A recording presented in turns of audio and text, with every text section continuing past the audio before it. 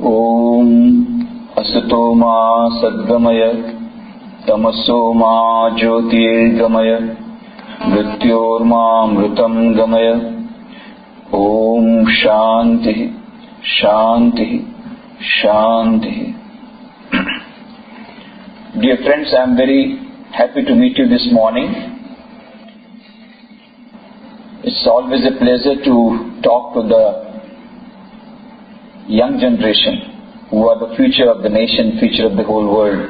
Swami Vivekananda said, my faith is in the younger generation. It is they who will work out my plans and programs. And that is why Ramakrishna Mission, which was started by Swami Vivekananda, gives great emphasis on the programs for the youth. And that is why when I was approached for coming here, I immediately accepted the proposal. In fact, I have come here many times. In this NIRMA campus for various types of training programs and seminars. So, you are all very fortunate at the outset, I must tell you, because you already got admission in NIRMA, which is a fact, and such a beautiful campus. The outside environment also plays an important part. All of you want success? Do you want success? How many of you want success? Half of you will get half success, half of you will get full success. Why? A very simple fact. Those who raise half hands will get half success. Those who raise full hands will get full success, because those people who are so lazy they cannot raise their hands, they are not going to get up early morning. Even if the alarm goes on, they will just put the alarm back and go to sleep. So, first is, if you really want success, you have to kill a demon. What is the name of the demon? Laziness. How to kill the demon laziness? AK-47 is needed. Do you want it? I will give you. No need of license. This has been experimentally verified. There was a young girl. She was having this problem. Early morning she cannot get up. So their family members complained to me, this girl is very good.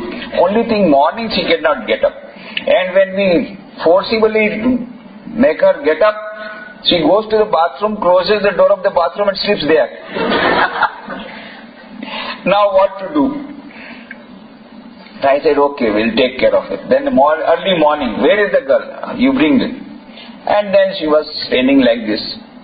What has happened? Boung aave che. Boung aave che? Acha. Then I caught hold of her and made her sit up 10 times. Sit up. I said, now, go and sleep. Ja, sui ja. Ave kai ung aave. So, that is the best solution. Whenever you feel lazy, particularly early morning, get up early morning. If you really want to get up, then put the alarm clock little away, not near the hand.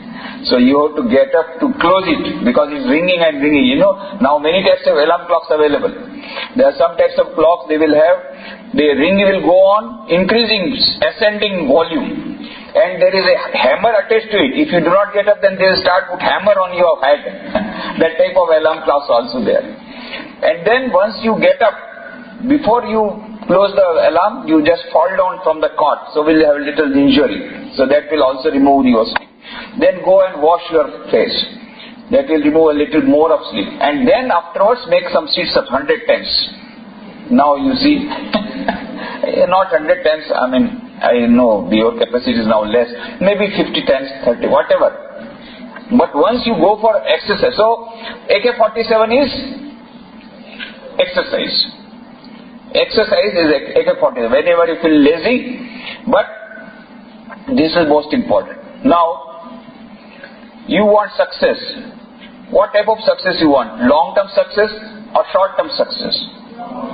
Long-term success. Now, remember the formula. If you want long-term success, you have to work for a longer time. If you want short-term success, you have to work for a shorter time. Now, what type of success you want? Long-term or short-term? That means you are ready to work for a long time. Now, how to get success? What is the secret formula? for getting success. Ralph Waldo Emerson, an American author, American thinker, he said beautifully, the secret of success in trade, in war, in every management of human affairs is the concentration of mind. If you want to excel in study, you want good marks in the examination. If you want to get good result in your sports, games, music, any sphere, if you want success, the secret is concentration of mind. And that is why Swami Vivekananda said, if I have to do my education over again, I will not undergo the present system of education. First I will learn how to concentrate my mind, how to control my mind, and information that I can have at my own will. If information would have been the real education, then libraries are the best encyclopedias are the rishis, and they would have been the best. These libraries would have been the only thing that is needed now. No. And that time only you have to go to the library for information. Now there is no problem. Just go to the Google search, you get everything. So information, Swami Vivekananda said, education is not the amount of information that goes into your mind, runs right there, undigested all your life. So what is education? Education is assimilation of ideas. It's being and becoming. So, and the first essential point of education is the concentration of mind, the control of mind. So, even if you want good marks in the examination, even if you want good performance in your industrial projects, wherever, the secret is concentration of mind. So, I will not talk about this now. During question answer session, we will take up what is real success, how to get concentration of mind, what is total personal development, how to build your character, how to get success in every life, how to get success in student life. All these things I will tell depending on your questions, because I want to give more time to question answer session rather than I speaking. Let us have a two-way traffic. But before that, I have been told to speak on the ethics in management, the values and ethics in management. Now this is a very important subject that is coming, and most of you are going for business. Most of you are also, I heard that you are going to become entrepreneurs. So this is a subject which you must now understand that it is a very, very important. It has become a very important subject.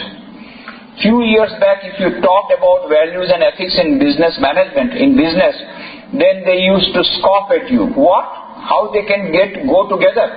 Can there be ice and hot, everything both together?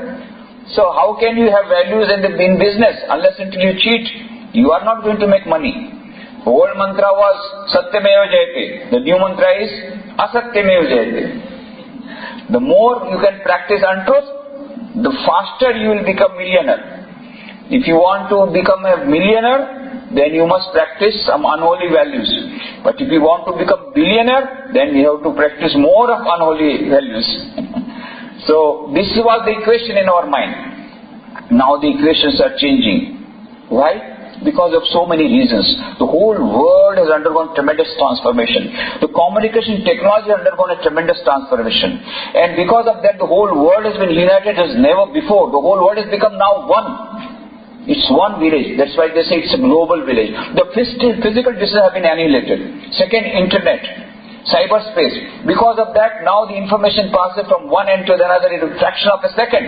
Your competitor knows about your internal policies within a fraction of a second. So old equations are moving out. Globalization has come to stay on the economic front, whether we want it or not. In all the countries. In India, they were thinking whether we should have globalization or not, but they had to go for liberalization and globalization. In 1991, there was a big seminar, a national seminar by Indore Management Association. The globalization of Indian economics, the 21st century compulsion, and it was inaugurated by Mr. Chidambaram. And I chaired the validity session. And there, when Chidambaram said that we had to go for globalization and liberalization because our foreign exchange reserve had come to the basic minimum. At that time we were just thinking whether we should go for it. So they say it has become imperative for us to go for globalization, but only thing we are trying to find out the point of strength by which we can enter the international market with our heads high. Then in the concluding session I said, Swami Vivekananda replied this question 100 years back. He said, we have the point of strength. Today the whole world is in need of values. India has got the speciality, having its own spiritual culture. The whole world is in need of the spiritual culture. And that is why Swami Vivekananda became so famous when he went in 1893 to participate in the World's Parliament of Religion in Chicago. Why? Because the whole world needed. They were thirsty, they wanted to get the nectar of Vedanta. So Swami Vivekananda said, I'll give them the nectar of Vedanta. I'll import science and technology. These two have to be combined together. Science and spirituality must meet together for the benefit of whole of mankind. Let the whole of mankind get benefited. Let us break all the barriers between caste, creed, color, religion and nationality. Whole world is one. It's one humanity, which is being talked about Vedanta right from thousands of years.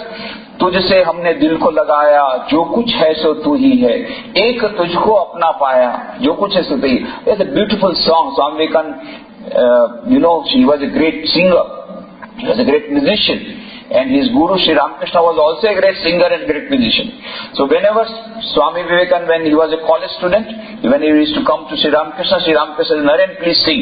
And then Swami Vivekananda used to sing. Then he said, now I'm going, no, I will not allow you to go before you sing that song, which was the favorite song of Sri Ramakrishna and also of Swami Vivekananda. What was that favorite song?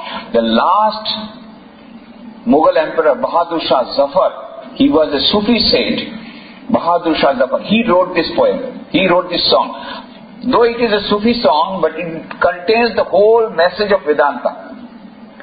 I do not have time today, otherwise normally when we have meditation session, we meditate with that song as a background. If you are interested and if you have time, let us see, we will have some meditation if time permits.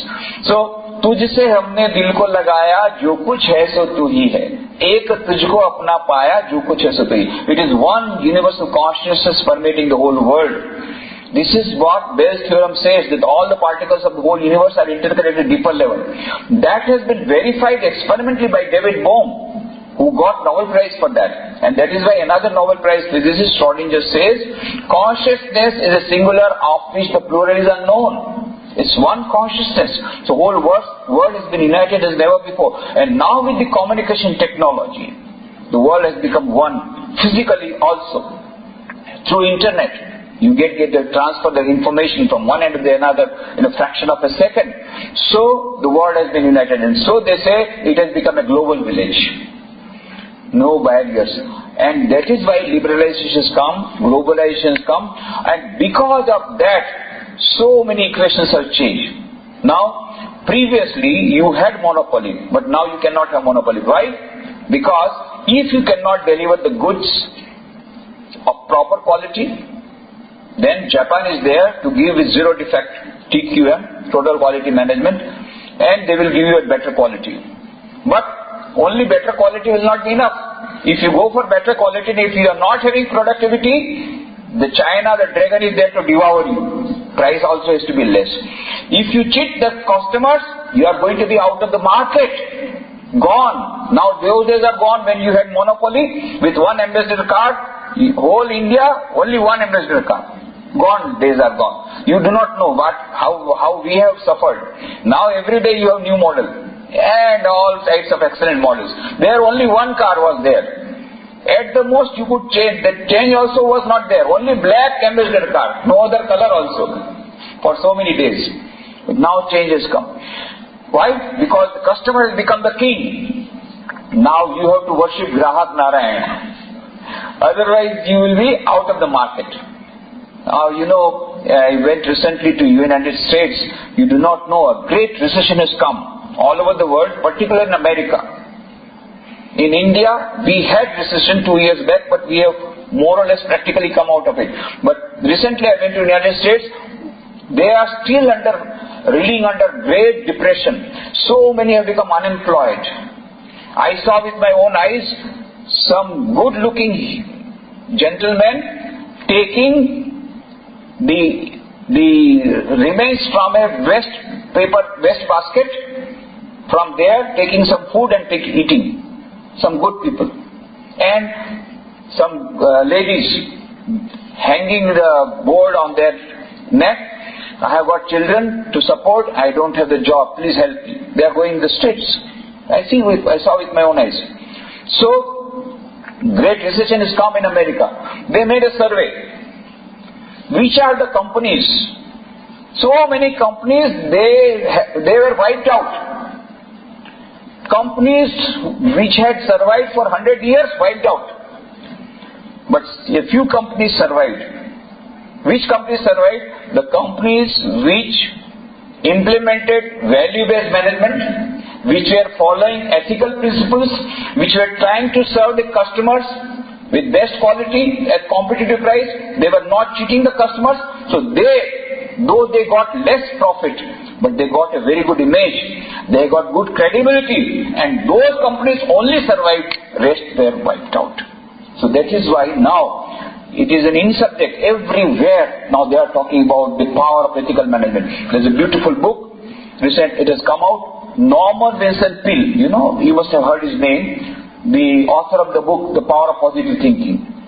Norman Vincent Peale, in collaboration with the management expert Kenneth Blanchard, both have jointly written this book, The Power of Ethical Management. And in the front it is written, you don't have to cheat in order to win. In the heading it is written, you don't have to cheat in order to win. Previously we thought, if we want to win, we must cheat. No. You need not cheat in order to win. Not only that, if you cheat, you are not going to win.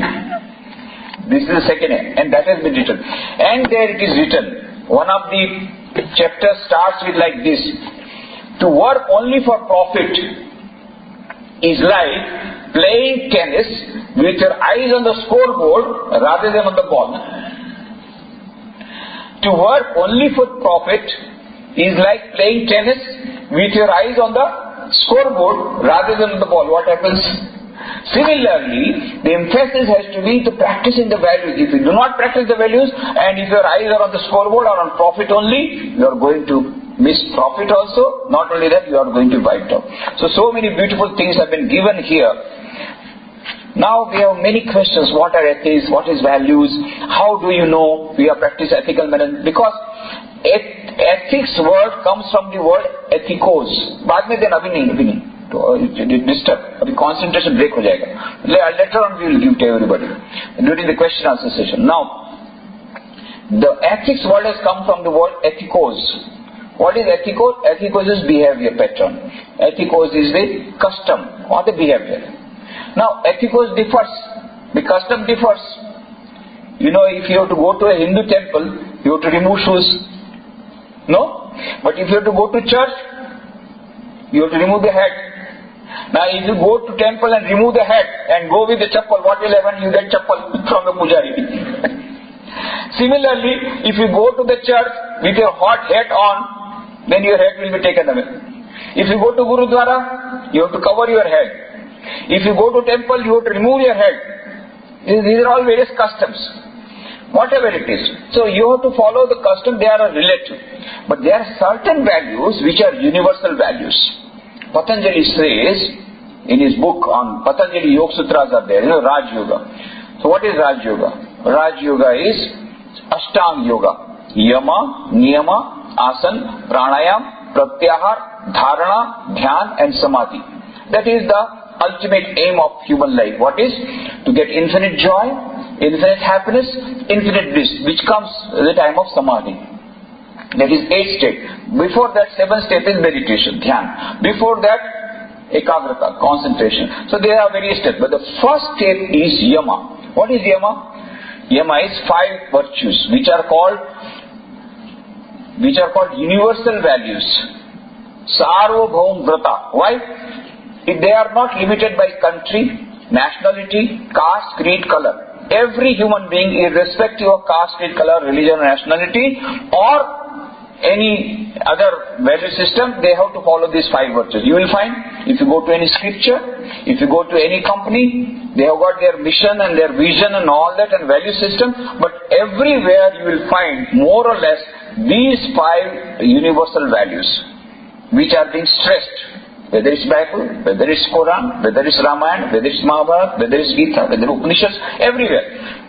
Ultimately you will find out these 5 Sarvabhauma Vrata, universal values. What are the values?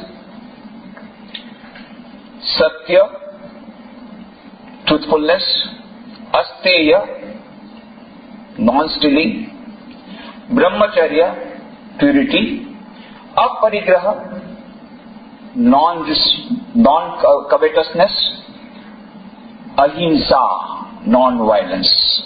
These virtues, more or less, with greater emphasis or less emphasis, have been given in various ways, through various stories, in various scriptures, or in various value systems. And then Niyama are 5: Shauch, Santosh, Tap, Swadhyay, Ishwar Pranidhan. These are subsidiary virtues. These are also universal, but the most important fundamental virtues are these 5. So, when we are talking about values, the most important value is truth, Satya. And that is why our national emblem is Satyameva Jayate. It's a different thing that the note, every note has, every note has got that emblem, Satyameva Jayate. With that only Asatya is going on. These notes are being given from under the table, though it is written Satyameva Jayate. Because the people who are exchanging those notes, they think that Asatyameva Jayate is the principle. Later on, they find out, oh no. Ultimately, in ultimate analysis, it is Satyameva Jayate. Previously what we thought, that no, Asatyameva Jayate. Where is Raja? Satyam. If Satyam goes for Asatyam, what happens to Asatyam, I do not know. And if Adarsh colony is like this, then what happens to colony which is not Adarsh? Adarsh colony, Adarsh for corruption. Ideal for corruption. And Satyam is Asatyam. Then what happens to Asatyam? This is our paradox. And now why this ethical management has become very important, particularly in Indian context, everywhere, you smell corruption. Everywhere. It has become, everywhere they are talking about corruption. It's very good that during our past few days there is against corruption, that movement has started. In fact, last month I was in Ahmedabad, talking at Ahmedabad Management Association on the topic value of values in life. And on that very day, Anna Hazare was there. He was talking on the same subject in different forums. I say it's a coincidence, because that lecture was my organized. And Anna Hazare, we have got nothing to say against him. It's very good that he has got some good intention. But then, and in fact, he is inspired by Swami Vivekananda. Do you know about it? I do not know. A young man was sitting on the railway platform, Delhi railway platform, on a bench. He took out the diary, wrote down, nobody is responsible for my suicide. And then kept the diary back, waiting for the train so that he can jump and end his life. When he was sitting like that, suddenly remembered that his sister was to get married after 2 months. And he thought, my God, if I commit suicide now, my sister's life would be jeopardized. Okay, I'll commit suicide after the marriage of my sister. So he was saved. Then next day morning he went to the bookshop to purchase newspaper. There he saw a photograph of Swami Vivekananda. Then he said, give me the photograph of Swami. He said, this is not a photograph, this is a small book of Swami Vivekananda with the photograph of Swami Vivekananda on the top. He was not interested in reading the book. Anyway, he purchased that book for getting the photograph. Now since the book had come, he started reading. After reading for a few pages, he said, no, I am not going to commit suicide. What happened? He got inspiration. Why he was committing suicide? Because he did not know what is the purpose of life. He had lost all hopes and all purposes in life. He did not know why we are living on this earth. He did not know the answer. So he said, okay, if we have to die, if that is the purpose, then why not die now? Why? Because he was working in Indian Army as a driver. When he was driving the jeep, there was a war going on with Pakistan, between India and Pakistan in 1965. Suddenly an aeroplane came. They thought it is an Indian plane, but it turned out to be a Pakistani plane, and it was bombed, and all his 19 colleagues died on the spot. He himself got seriously injured. Somehow he was saved. Then he was taken to a barrack. From there he was transferred to Delhi hospital. He was saved. But he lost all interest in life. Why? We are living only for dying? Because he had seen his own all colleagues dying in his own front, in front of his eyes. I don't want to live. He did not know the purpose of life. But when he read the book of Swami Vivekananda, what is the purpose of life? Swami Vivekananda wrote beautiful letter to the Prince of Mysore, where he says, "My dear Prince, this life is short. The vanities of this world are transient. In this short life, they alone live, who live for others. The rest are more dead than alive." Yes, I will live for others, he decided. And then he took premature retirement, got 65,000 rupees, went to his village in Maharashtra, and first of all, with this 65,000 rupees as pension money, he repaired a temple which was in shambles and started gathering the people there, started giving them education, closed all the outlets of the liquor shops, and he got a lot of beatings, but then he gathered together a band of young people and made 100% literacy in the village within 3 years, and then started water harvest project. Within 3 years, that village became an ideal village. Maharashtra government was very happy, so they gave another 200 crore rupees to develop another 300 villages, and later on he got Padma Shri, Padma Vibhushan. Same person, then later on, now know him as Anna Hazare. And the name of the village is Ralegaon Siddhi. His autobiography has come out. My experiments in Ralegaon Siddhi, the transformation in Ralegaon Siddhi, in there he gives this incident. So anyway, I told at AMA that we have got great respect towards Anna Hazare because he was inspired by the life and message of Swami Vivekananda. That is how he was saved, and he is doing great work. Somebody has come out, and the whole India has been united never before. After independence, for the first time we saw an awakening of this magnitude, because people have come to the super saturation level as regards this corruption. Full of this, they have come to the super saturation level, so they wanted something. So here's an opportunity.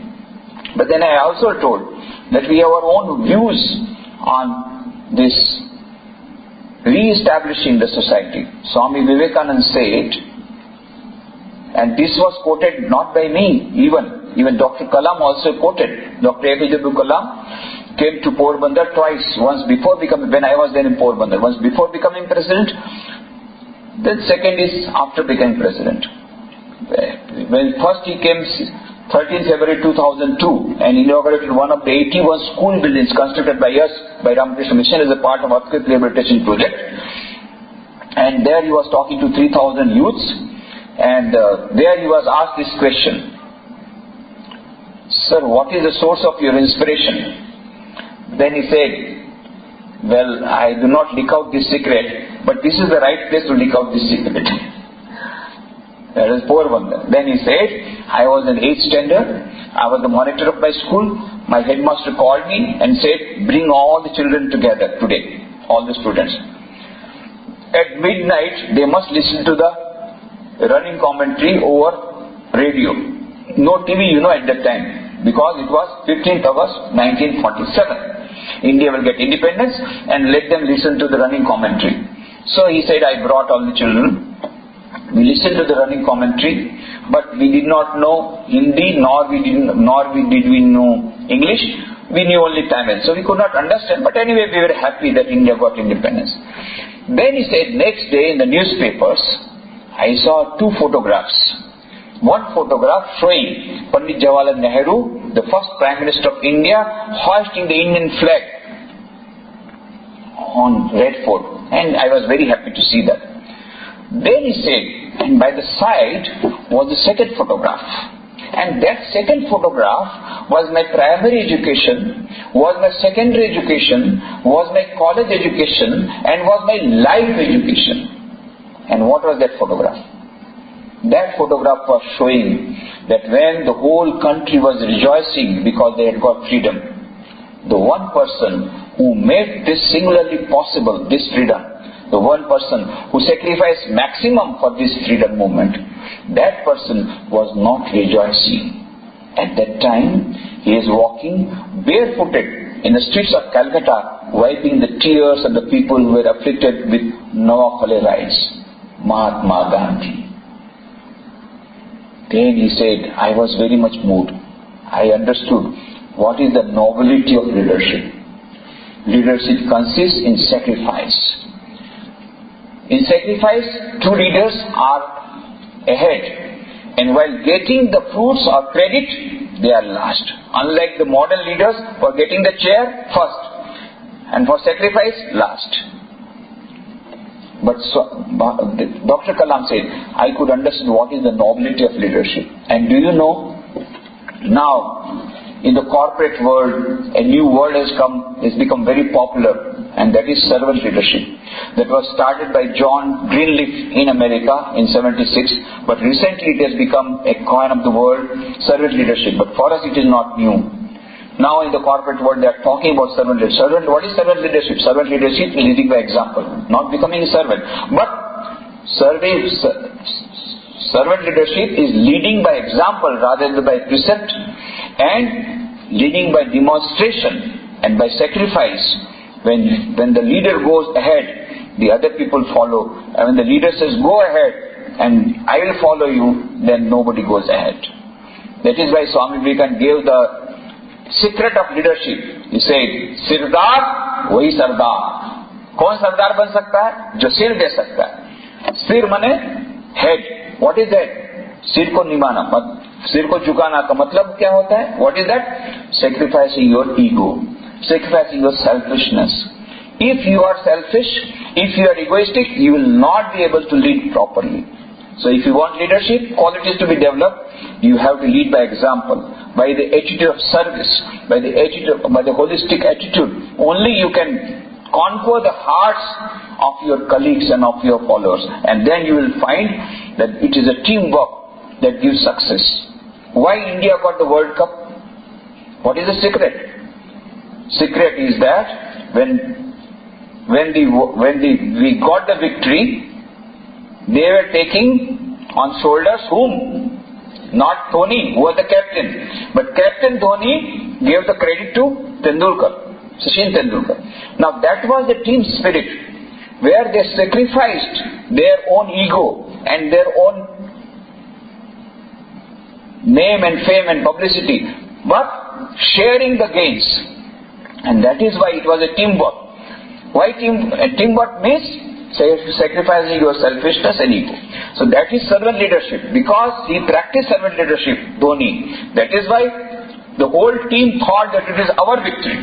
Otherwise, if you were to work for one single individual, I am not going to do, because the credit you are going to get, what credit we are going to get. So no, I will not work. So I have got to do my sanctuary, I will do my sanctuary for my personal gain. I am not bothered whether India wins or not. I am at my sanctuary. But no, when it is the teamwork, then everything becomes necessary. This is the leader. Real leadership tries to get the teamwork done, and that is because that will happen only if the leader practices servant leadership. But in our India, for our country, that is nothing new. Sri Krishna practiced this servant leadership 3,000 years back. He became a charioteer of Arjuna, though he was God, Lord himself. And he was a kingmaker, not only king.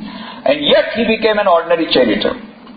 Swami Vivekananda, he practiced servant leadership. He went to America, worked so hard, day and night, and after 4 years of hard work, he gave the message of Vedanta, and he got little money, because he wanted to start a machine or an organization which will go on doing good to humanity for years to come. And that is why he collected some money with great difficulty. As soon as he came back to India, he gave up all his money to his brother disciple and said, now I have become carefree. Everything he gave. Not only that, he started an organization, but he did not use his own name. He gave the name of his guru. And he did not become the first president. The true leaders are first in sacrifice, last in getting the credit. Unlike the modern leaders. So Swami Vivekananda, when he got everything is sacrificed, but when power position, they are last. Mahatma Gandhi could have become the first Prime Minister, but he did not take any power position. So for sacrifice he was ahead. Similarly, Swami Vivekananda did not become the first president of Ramakrishna Mission. He made his brother disciple as first president. He did not give the name of the organization in his own name. He was the last. He said, I am the servant of the servants of my brother disciples. Whatever they will order, I will do it. So Swami Vivekananda practices, Sri Krishna practices. So we have got in our Indian spiritual culture already that concept of servant leadership. Maybe the name was not given, but in any case, that servant leadership is becoming important. This is a part of the value-based management, the ethical management, which is coming very much in vogue. And as I told you, so many books have come out. And if you want to judge, ultimately, are you following the ethics? How do you know? What is the parameter? So beautiful parameter has been given in this book, The Power of Ethical Management. A small poem, beautiful poem, if you remember, that will be the guideline for you, for your individual life as well as for a corporate life. What is the beautiful poem? The name of the poem is The Man in the Glass. The Man in the Glass by Del Bimbro. When you get what you want in your struggle for self and the world makes you king for a day, just go to a mirror and look at yourself and see what that man has to say. Thousands of people are praising you, but that is not important. The person in the glass is most important. What he has to say, that you listen. For it isn't your father or mother or wife whose judgment upon you must pass. The fellow whose verdict counts most in your life is the one staring back from the glass. Some people may think you a straight shooting chum and call you a wonderful guy, but the man in the glass says you are only a bum if you can't look him straight in the eye.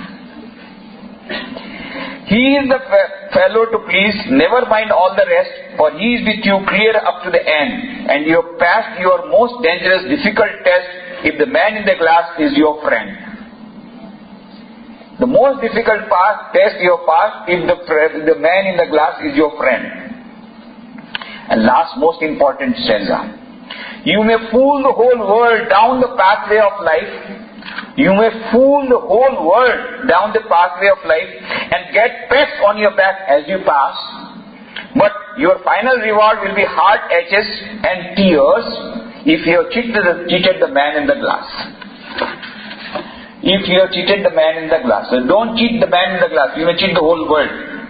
Don't cheat the man in the glass. Every day morning, of course, you go to the mirror at least once in a day. Girls go many times, but boys go at least once while taking for shaving. So at least once you are going to the mirror, boys, girls go many times. So whenever you go to the mirror, try to see yourself. Hello, how are you? Try to see for yourself. And write down in your diary, what did I see in myself? What he was telling, what she was telling. You talk to yourself. Are you satisfied? Whole day, what are the activities I have done for which I am very happy? My conscience is clear. And some activities where I have got some money. Yes, I got some money. But am I happy? Am I feeling satisfied? Did I do a wrong thing or right thing? There is something called conscience which will bite you. And as long as it bites you, you are not going to get peace of mind. You may have got very good amount of money. There are various ways in which you can cheat the government. There are various ways in which you can cheat the customers. There are various ways in which you can cheat the shareholders. There are various ways in which you can cheat your partners. There are various ways in which you can cheat your wife. Yes, nowadays that is also going on. Husband and wife cheating each other. But with all that, ultimately, you may cheat the whole world very wisely, cleverly, but you cannot cheat yourself. You will be found out. So, ultimately, The most important point in ethical management is conscience. Our conscience to be clear. If we want to get real fulfillment in life and peace in life, ultimately what counts? What is the purpose of life? Have you ever thought about it? I ask many youngsters, what is the purpose of life? Oh, purpose of life, I want to become MBA, then I will become manager and I will start my own industry, and my next aim is first of all Ambani, and then of course ultimate is of course Bill Gates. Okay, that's okay. You become the richest person in the world. But what next? बस फिर तो बहुत मजा है उसमें, उसके बाद में सोचने का नहीं है. What is the ultimate aim of life? At the end of the day, what will count? How much money can you take with you? How much? How much can you take? How many houses can you take with you?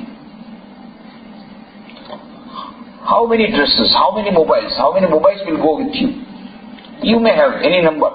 But what will go with you ultimately? Have you ever thought about it? At the end of the day, what is the fulfillment? What is the achievement? What have you achieved? So many awards, Swamiji, whole cupboard is full of awards. But not a single award will go with you. Gold medal will also not go with you. Then what will go? Only our karmas. That is why Kabir says, जब तू आया जगत में, जग हंसे तू रोए, ऐसी करनी कर चलो, मरते समय तुम हंसो, जग रोए. When you were born, छोटा बच्चा जब पैदा होता है ना, उआ रोता है, बाकी सब हंसते हैं, बहुत अच्छा.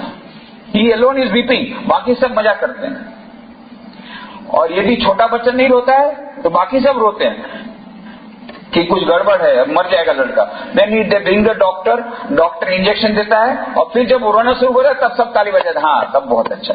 जब तू आया जगत में, जग हंसे तू रोए. You alone were weeping and all were laughing. Now you live the life in such a manner, at the time of death you are laughing. You are so happy. मैंने दुनिया में किसी का बुरा नहीं किया, किसी को मैंने धोखाबाजी नहीं की, भगवान का नाम लिया, भगवान का काम किया, सबकी सेवा की, और जितना हो सका मैंने अपने कर्तव्य को पालन किया. Now I am very happy, I am going, भगवान के पास जा रहा हूँ, मुझे बहुत आनंद है. एंड बाकी सब लोग को रोने दो, ओ इतने अच्छे आदमी के चले गए, what a great person he was and he is no more. Let them all weep, but you go smiling. At the end of the day, it is the smile on your face that will count. The satisfaction. That is why we have lost. In fact, we have lost the purpose of life. There is a Zen story. A horse was galloping at full speed, and somebody asked, "Where are you going?" And the person said, "Ask the horse, because I am not taking the horse. Horse is taking me." So we are not leading the life. Life is leading us. Where are we going? We do not know. What is the purpose of life? That is why Dana Zohar says, most important thing is meaning of life. Find out the purpose of life. There is a beautiful book by Dana Zohar. She is a professor in Oxford University. The name of the book is SQ, Spiritual Intelligence, the Ultimate Intelligence, where she says neurologically, physiologically, biologically, psychologically, from every point of view there is a concluding evidence. There is something called SQ, which is the basis of both IQ and EQ. What is IQ? Intelligence quotient. IQ will tell you how to play the game of life. What is EQ? Emotional quotient, emotional intelligence. EQ will tell you, Daniel Goleman made a research in 1991 and said that EQ is more important than IQ. You know about it, so I am not going to tell much about it. So IQ will tell you how to play the game of life. EQ, emotional intelligence, will tell you how to play the game of life under changed circumstances with changed strategies. And what is SQ? SQ will tell you whether to play the game of life at all or not. Well, that is your choice. What is the purpose of life? What is the meaning of life? Why we are here on this earth? That will be told by SQ. So if you really want success and fulfillment in life, then we must have IQ, EQ and SQ. Without SQ, we cannot have fulfillment of life. And how to develop SQ? How to develop SQ? Swami Vivekananda gives a beautiful explanation of developing SQ. whole gamut, the whole technique of developing SQ. He gives a small paragraph in his book on Raj Yoga. Each soul is potentially divine. The goal of human life is to manifest this divinity within by controlling nature external and internal. Do this either by work or worship or psychic control or philosophy, by one or more or all of these, and be free. This is the whole of religion. Dogmas, rituals, worships, temples, churches, mosques are but secondary details. Most important thing, manifesting the divinity by external and internal nature, controlling nature, external and internal. How to do it? There are four main paths. Raj Yoga, meditation, the path of meditation. Bhakti Yoga, the path of love, loving the infinite. Bhakti Yoga, loving the Lord, prayer, that is Bhakti Yoga. Jnana Yoga, the path of philosophy, the path of inquiry about my real nature, who am I, that is Jnana Yoga.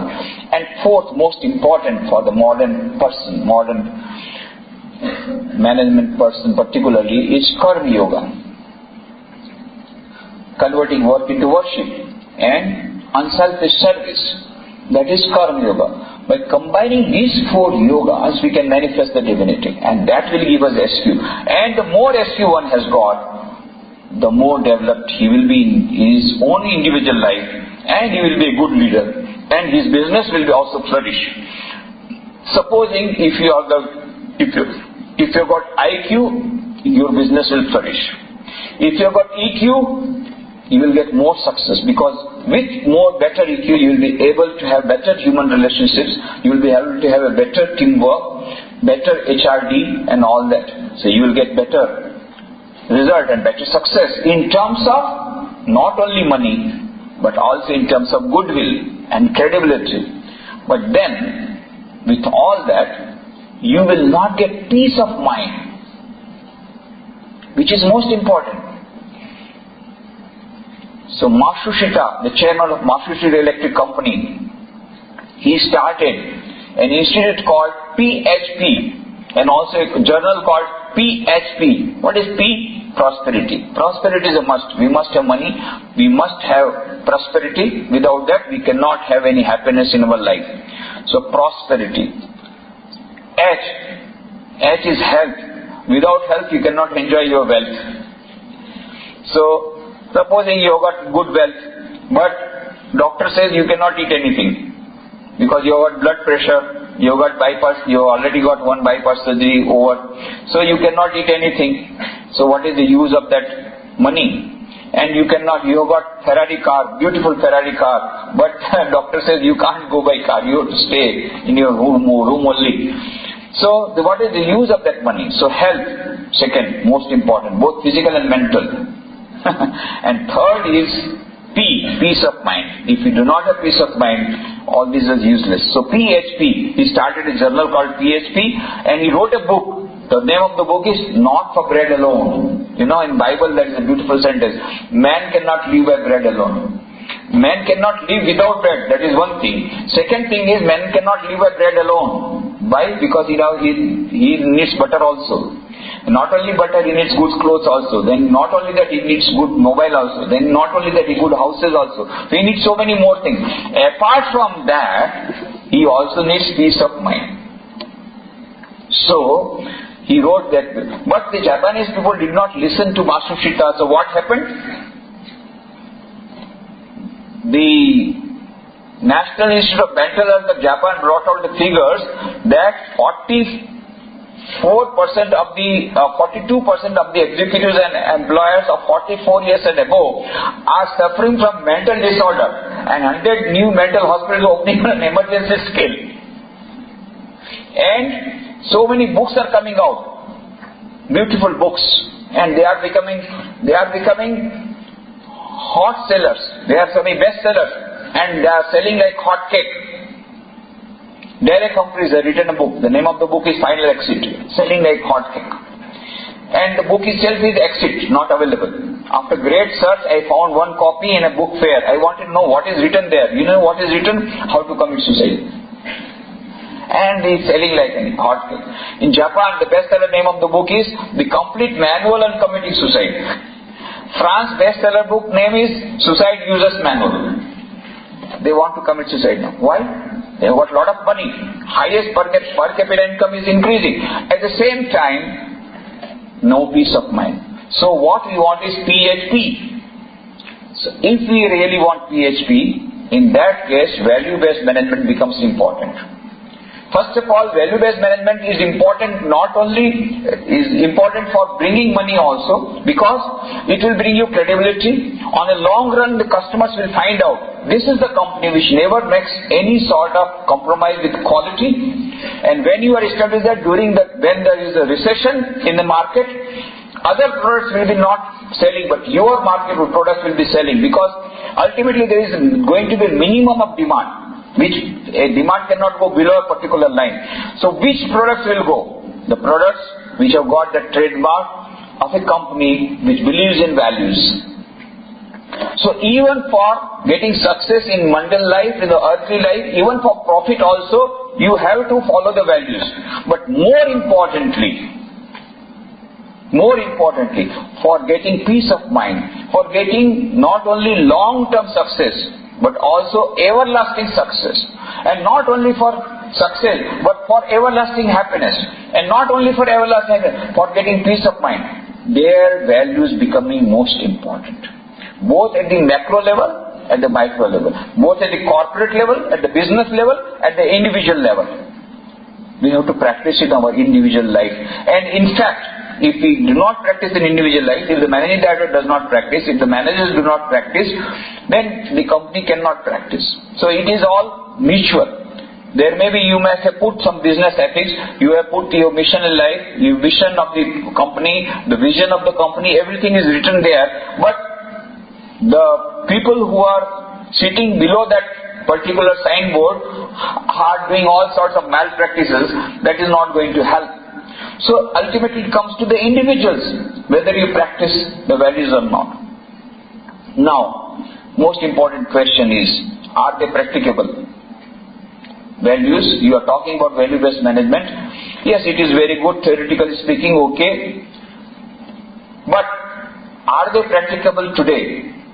Particularly in the context of Indian situation. It may be practicable maybe in America and others.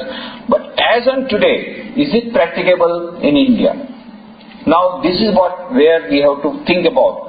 That first thing, customer has become the king. ग्राहक नारायण की सेवा करने के बिना आप आगे बढ़ नहीं सकते. Second, tough competition has come because of globalization. China is there to devour you. The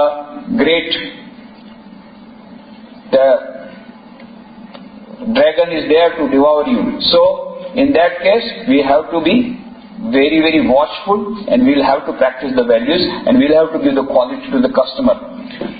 Apart from that, now another type of ethics. When we are having business, normally it is understood that भाई ये यहाँ का India का tax structure ऐसा है कि यहाँ पर यदि आप सब टैक्स देने लगेंगे तो कंपनी उठ जाएगी. अच्छा, टाटा उठ गई क्या? अजीम प्रेम जी की कंपनी उठ गई क्या? ये जितने लोग टैक्स दे रहे हैं सबकी कंपनी उठ गई क्या? Just see, so many companies, when they are practicing values, they are not only surviving, they are thriving. Which companies are thriving on the long run? Which companies are able to withstand the shock? It is these companies who are following the values. So that you have to study. You have to be very intelligent. You have to observe keenly. What are the companies on the long run which are surviving? Not only surviving, but striving. Azim Premji was interviewed by India Today. That what is the source of what is the secret of your success? Then he said, I believe in Mahatma Gandhi's principle of trusteeship management. And he said, I believe in values. So he gave 6 principles, out of which one of the principles is following the values, which he said was responsible for his success at the corporate level. And then he said, I believe in the principle of trusteeship management advocated by Gandhiji. So as you know, Mahatma Gandhi, he was propagating the message of trusteeship management. But actually speaking, the message of trusteeship management is already there in our scriptures. Ishavasya that is the oldest Upanishad says, Ishavasya sarvam yatkincha jagatyam jagat tena taktena bhunjitha ma gridakasya siddhanam. The whole world is permeated by the one universal consciousness. Sarvam kalu idam brahma.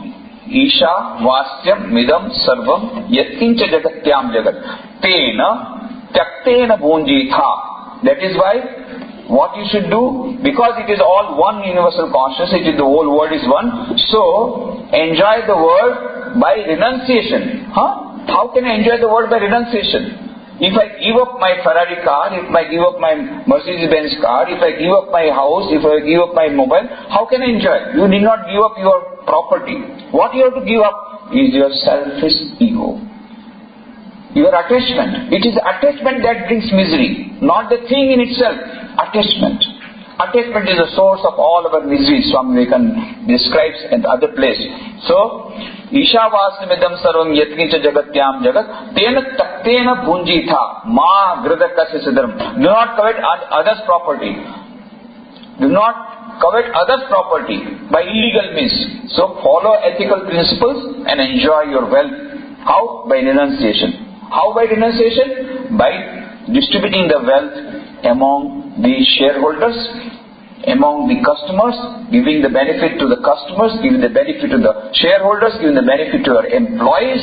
Share the gains. Don't be selfish. That will give you power. That will give you happiness. That will give you peace. This is the message, and that is trusteeship management. That will give you success on the long run. This is the message of trusteeship management already given in the Upanishads, but we had forgotten it.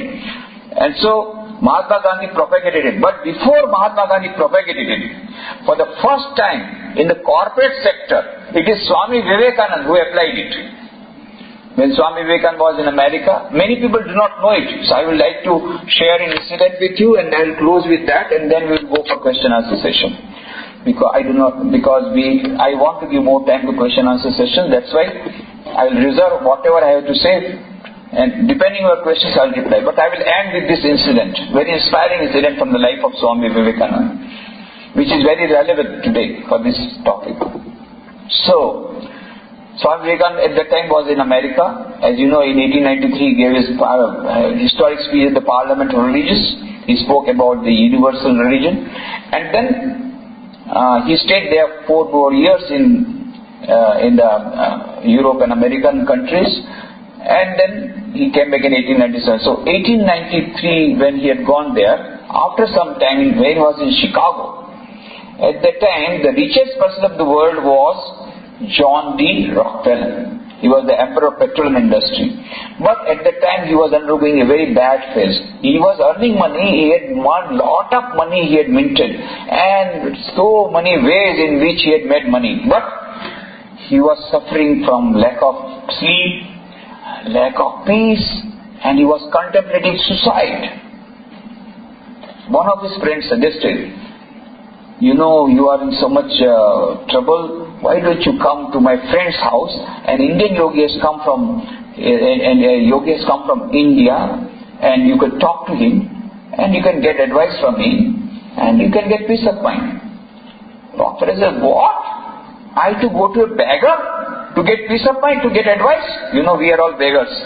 We are all professional beggars. We live in charity, donation. We are monks. I to go to a beggar to get advice? No, I will not go. I did not go. But one fine morning, suddenly what happened? He came to the place of residence where Swami Vivekananda was. There, he called the bell. The butler opened the door. He just went inside. Now Swami Vivekananda was not in his drawing room. So, he was in his study room. He walked to the study room without being announced. He entered the room, but Swami Vivekananda had a lot of power of concentration of mind, tremendous power of concentration. So he was so much absorbed, he did not notice Rockefeller coming. Rockefeller came to his table, but Swami just fully absorbed. So Rockefeller knocked at the table, then Swami looked up. Then Rockefeller said, I am Rockefeller. So Swami said, what do you want? Now Rockefeller was not prepared for this type of treatment. Rockefeller means the President of America would get up from his seat, and this fellow, this beggar, is sitting in his chair and said, "What do you want?" So he became very much annoyed. "I don't want anything." Then Swamiji said, "Then why have you come?" Now he had no reply, because he had come without invitation. And then Swami Vivekananda said, "Rockefeller, I know why you have come. You come here because you do not have peace of mind." And then he started narrating many incidents from the life of Swami Vivekananda which no one else knew except Rockefeller. Now Rockefeller became very much excited. "Who has told all this to you? How did you come to know?" Swamiji smiled and said, "Do you think it is necessary that somebody should tell me? I can see through your mind as I can see through a glass almirah." Then Rockefeller became very much excited, very much afraid. "My God, he has come to know all my secrets." And then Swami Vivekananda said, "My dear Rockefeller, I'll give you a piece of advice. Remember, you are not the owner of your wealth. You are only a custodian of your wealth that God has given you. Utilize this money for removing the sufferings of millions of people. That is the only way you can get peace of mind. There is no other way by which you can get peace of mind." Now Rockefeller was not in a mood to listen to anybody's advice, least of all from a beggar. So he became very much annoyed and he left abruptly, as abruptly he had come. He left the room. But after a few days, again he came. Similar fashion. Called the bell, the butler opened the door, he went inside. Swamiji was not in the drawing room, so he went to his study room. But Swamiji was fully absorbed. Again he knocked a little. And Swamiji looked up. And then Rockefeller put a piece of paper in which he had made an announcement of a very huge donation for a public cause. That was a very big donation, for first big public donation for a public cause. We did not know what it was.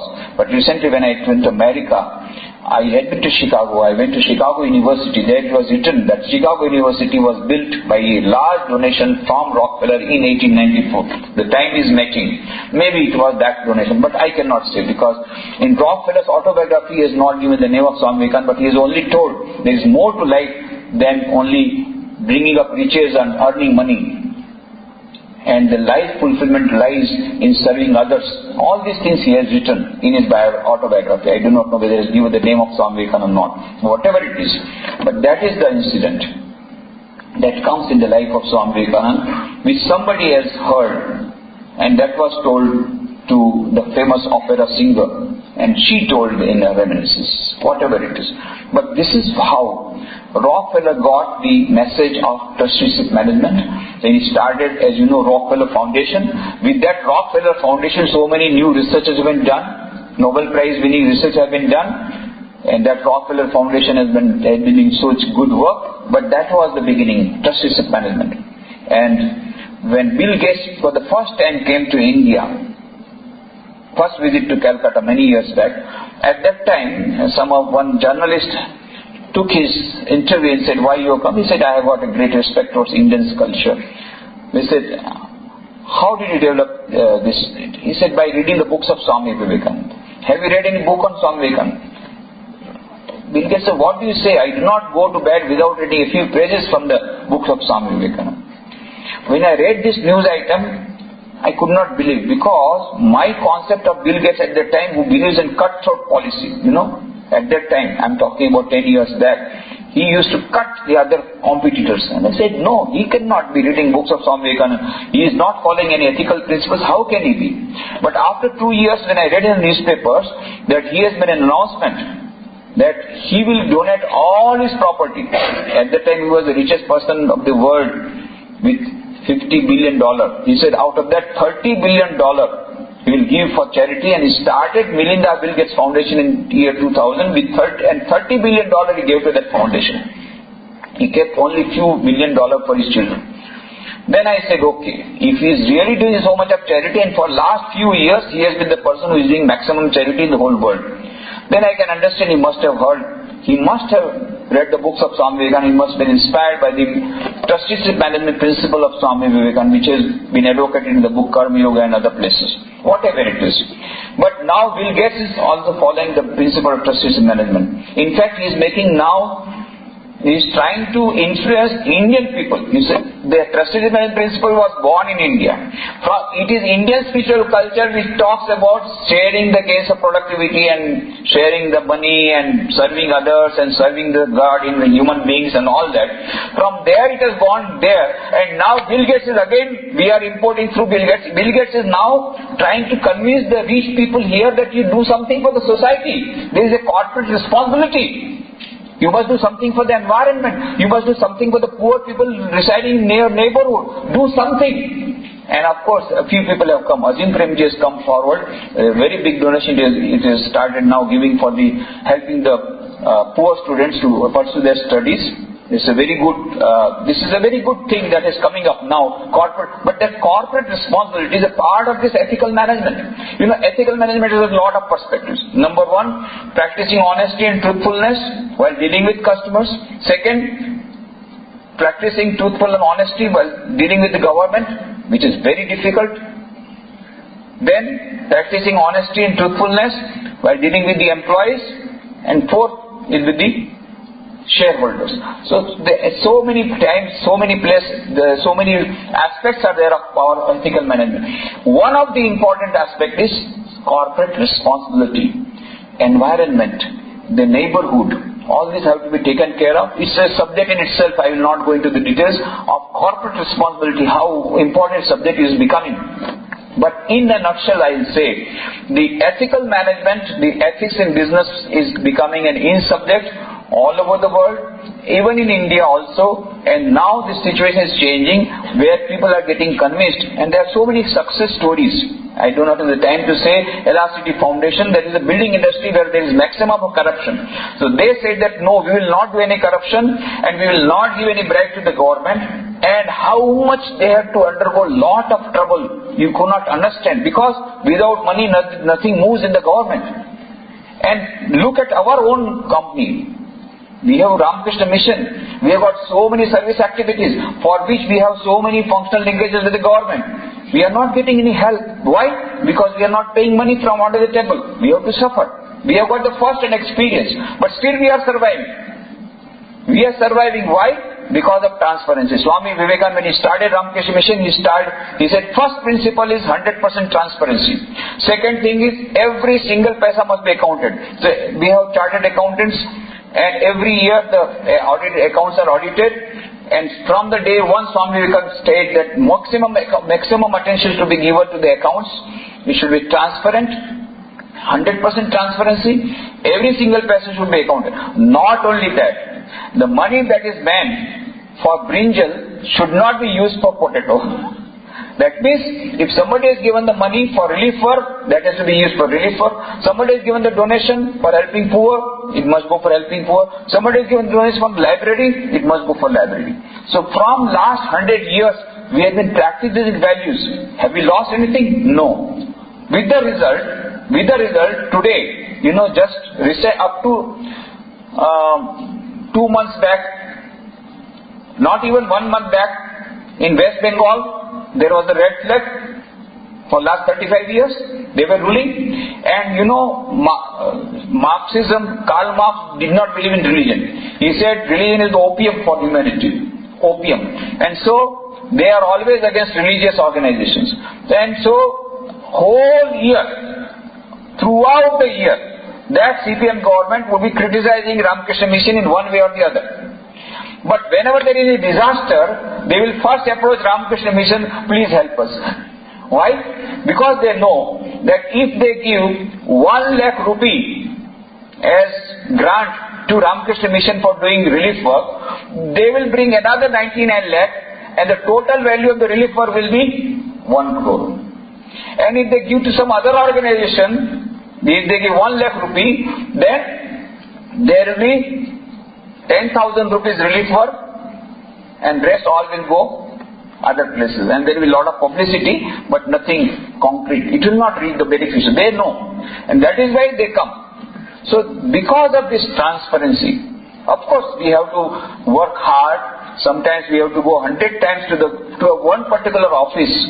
I have got the first-hand experience. I was in Bihar for 10 years at Ranchi. At that time Ranchi was in Bihar, now it is in Jharkhand. So I used to go to Patna I told Dr. Kalam on 16th April 2003, Dr. Kalam, you are talking about, you are telling that India, you are trying to make India a developed country by 2020. You know, he has written a book, India 2020, Vision of the New Millennium.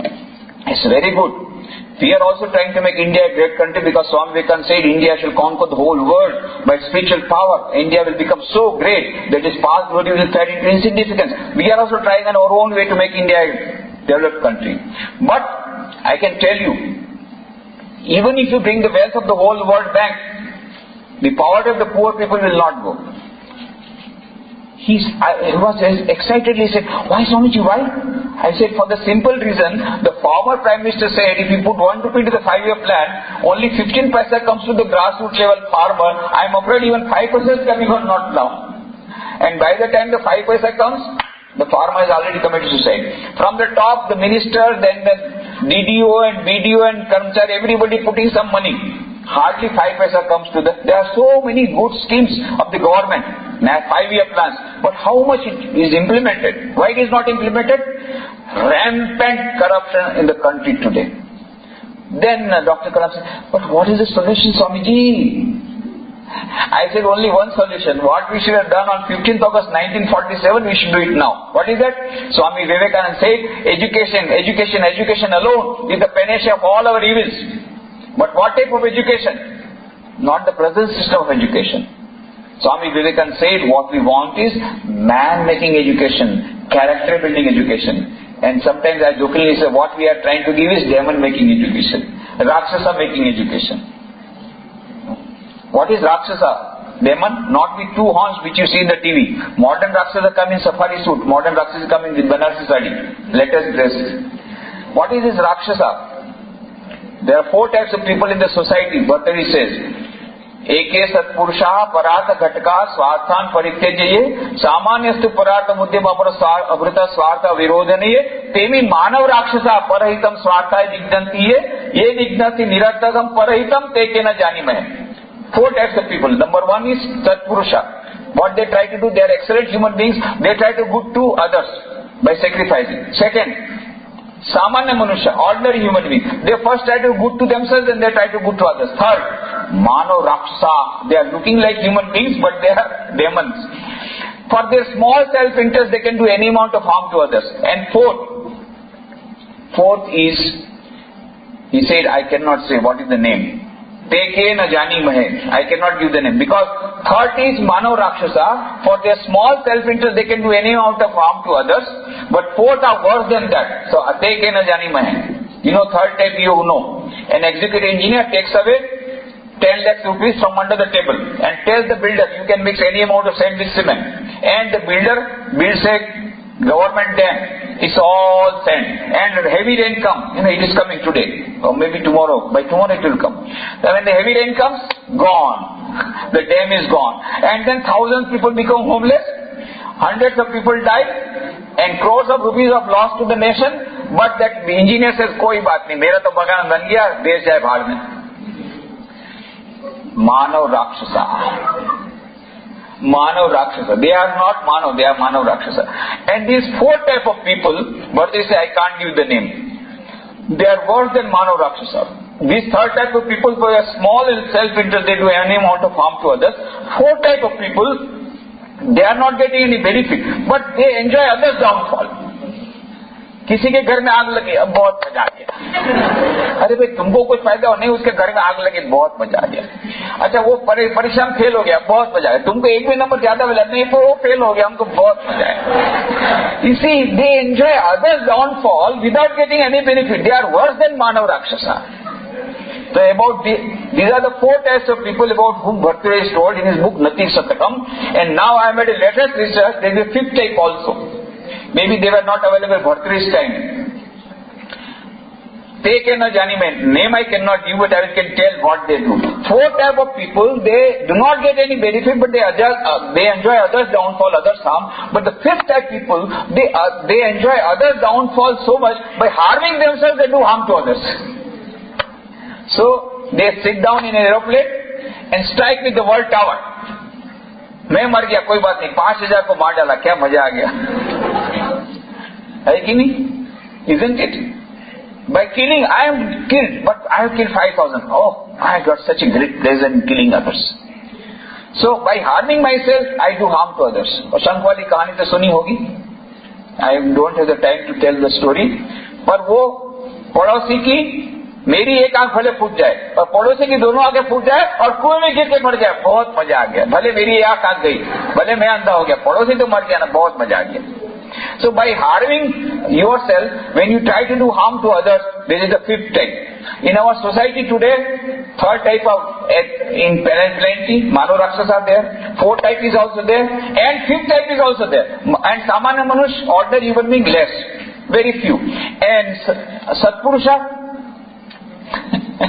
microscopic minority, you have to see with the microscope.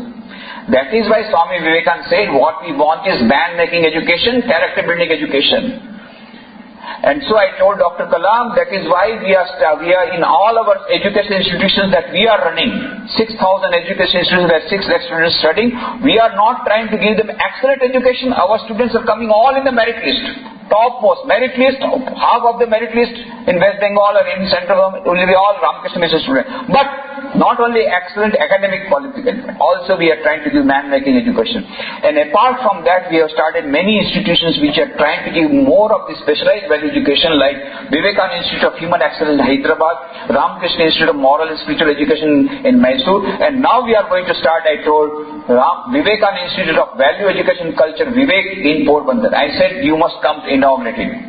And then he said, okay. He promised me, yes Swamiji, I will come. I said, I want you to come on 12th January because that is Swami Vivekananda's birthday, which is celebrated as National Youth Day. So please come. And he kept his promise. 12th January 2006 again came to Porbandar, inaugurated Vivekananda Institute of Value and Culture and talked to 5,000 youth. Wonderful speech. I have given that CD to your director. And I have requested him to show you that film, beautiful 1 hour CD. Of course, you will get that CD in the bookshop also outside. Total Personality Development is my CD. In that 1 hour talk of Dr. Kalam is also given, which he delivered at Porbandar. And there he said how Swami Vivekananda inspired Jamshedji Tata to start Indian Institute of Science in Bangalore. All these he told, and then gave beautiful replies to all the questions. Now, only I will tell about one question which is very important when you are talking about ethics and values in life and management. That is why I will tell about that question. One student stood up and said, Sir, Operation Duryodhan, Operation Chakravyuh and other operations have revealed the tip of the iceberg, that is rampant corruption in the country today. As the President of India, how do you feel about it? And where do you think lies the solution? Then Dr. Kalam stood up and said, you know, the Parliament has already taken some action on the MPs who had done it.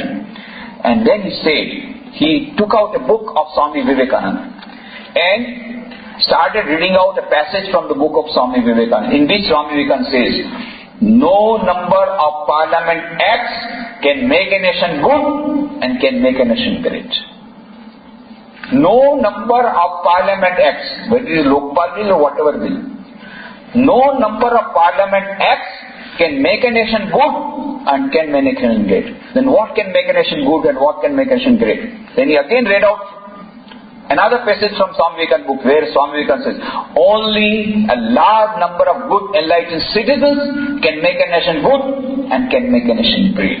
And then he said, and the government cannot produce good people, and the government will not produce good people. That also he said. Then who can do it? Only 3 persons can do it. Father, mother and the teacher. This value system has to come from the family and from the education institutions. Otherwise it is not possible. Because the society is already undergone tremendous transformation. It has become a consumerist society. You don't get the values from the media. You don't get the values from outside. You don't have a role model. Parents will have to become role model. The teachers will have to become role model. That is the only solution. And if you don't get there also, I will tell you, you get the role model in the great personalities of our country. Swami Vivekananda, Mahatma Gandhi, read their biographies and try to imbibe at least one of the virtues. We have brought a beautiful book sale section. Try to purchase a few books and start reading. Now these values have to come from today. So I am giving an action plan.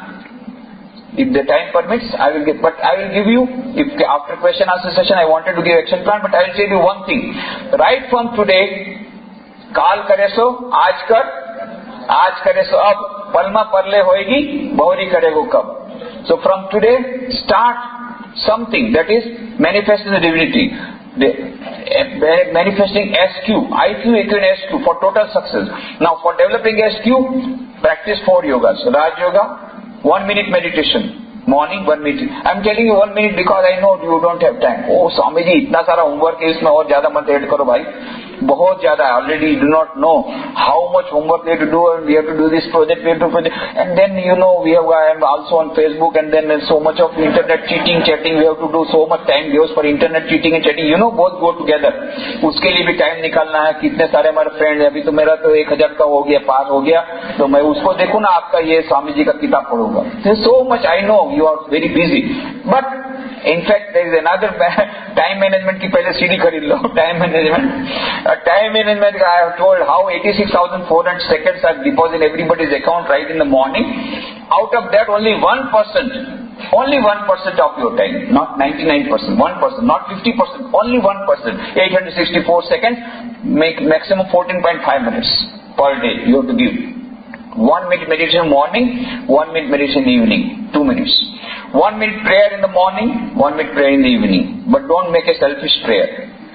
Prayer should be unselfish in order that it will bring result. Best prayer is Sarve Bhavantu Sukhina, Sarve Santu Niramaya, Sarve Bhadrani Pashyantu, Ma Kaschid Dukha Bhavet. Oh Lord, let all be happy, let all be healthy. Let none become miserable, let all attend to good. Swami Vivekananda says in his book on Raj Yoga, at long last you will understand, not now. At long last you will understand that the best way to become happy is to see that others are happy, and the best way to get peace of mind is to pray for others' peace of mind. You pray and then you see how much peace of mind you are getting. Many people afterwards say, yes Swamiji, we got wonderful result. And some people say, Swamiji, we are praying but there is no result. I said, there is something wrong with your prayer. You know, when you pray, oh Lord, let all be happy, don't put a bracket there. Some people they put a bracket, oh Lord, let all be happy, minus my wife. Oh Lord, let all be happy, minus my mother-in-law. So don't put a bracket there. At least at the time of prayer, don't put a bracket. And if you can really unselfish prayer, then you will find that peace is coming to you. So unselfish prayer, morning, evening, 1 minute each. 1 minute morning, evening is meditation, Raj Yoga, Bhakti Yoga, Jnana Yoga. 5 minutes morning and 5 minutes evening, some inspirational reading, whatever it is. It may be Quran, it may be Bible, it may be Upanishad, Gita, it may be a book on self-development, it may be a book on character building, whatever. It may be a biography of a great personality, whatever you feel. Of course, for the youth I say the best books to start with is the powerful message of Swami Vivekananda, powerful words, great thoughts of Swami Vivekananda. Even one word is enough to bring about a transformation. As I told you, one young man became Anna Hazare. He was saved just by one sentence. Likewise, it can happen. So read the books of Swami Vivekananda. One book, of course, I am going to give you with my own hands. I'll put in your hand so that you cannot say, Swami ji, kitab hi nahi hum kaise padhe. Achha, kitab main aapko de raha hu. Beautiful book, great saying of Sri Ramakrishna, Sarada Devi and Swami Vivekananda. Swami Vivekananda Guru was Sri Ramakrishna, Ramakrishna's wife was Sarada Devi, the mother of all. So small book, very powerful book that I will give in your hand, so that you can start from today. Kaal kare so aaj kar. So 5 minutes of inspirational reading morning and evening. Other books you purchase from there, but one book I will give to you. So 5 minutes morning and evening reading, and 4th is Karma Yoga. So convert work into worship. Now you are students, you take this as your worship. This is your worship, this is your Swadharma. For Arjuna, Swadharma was fighting. For you, you have to fight every day with time. Every day you have to do this work and that work and this homework, and you have to do this project. This is all fight going on. So you do that as a spirit of worship. How? By converting work into worship through prayer. How? By putting full attention and concentration. Concentration will give you the power. So I don't have much time to speak on concentration, but I am very happy to have talked to you. If there is time permitting, we will have question answer session. But I am sure if you can practice these values in your daily life, you will gradually understand the value of values in life. That is most important. Then you will understand, value of values in life, it may not give us more profit to begin with, immediately, but long term it will give profit. Not only profit, it will give us happiness. Not only happiness, it will give peace of mind. PHP is very important. Man cannot live by bread alone. Gradually you understand when you have first-hand experience. To see is to believe, not only to experience is to believe. So after that you will be able to understand the value of values in life. I'm thankful to you for your patient hearing. Thank you very much.